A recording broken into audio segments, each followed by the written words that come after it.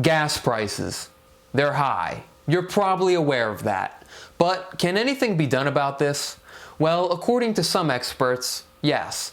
And today we're going to count down 4 potential solutions that the Biden administration could enact to slow down what is the never-ending rocket ship known as our gas prices. Starting with number 4. The Biden administration could activate the Defense Production Act to boost refinery activity. Refineries turn crude oil into gasoline, and a shortage of equipment needed to turn oil into fuel has been a major contributing factor to rising prices of gasoline.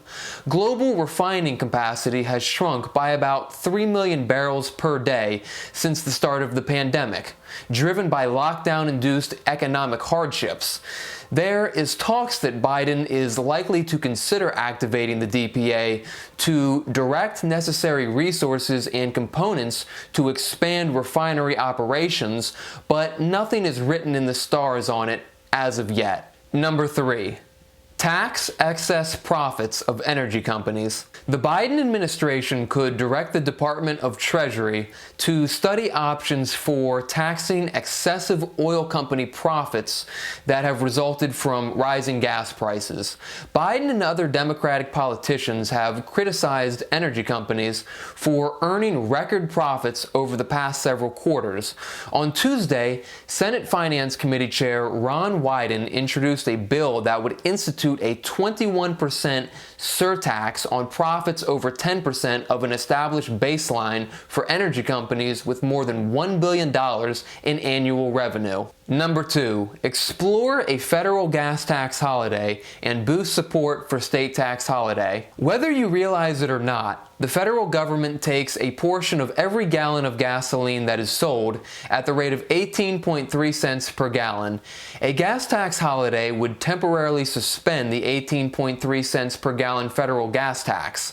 Legislation proposed in Congress could reduce it to 0 for the rest of the year in a bid to provide some relief at the pump.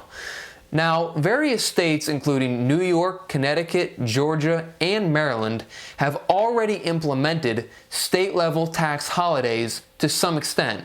Number 1, explore buying oil from sanctioned nations. Since war broke out in Ukraine, the administration have been looking for alternative sources of crude oil. U.S. officials have already asked Venezuela, a sanctioned country, to pump more oil for the U.S. to purchase.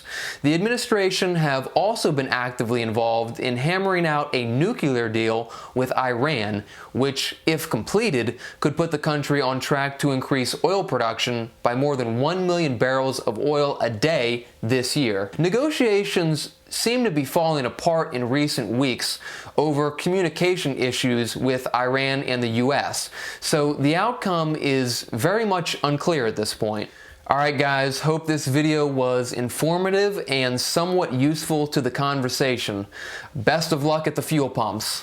We'll see you soon.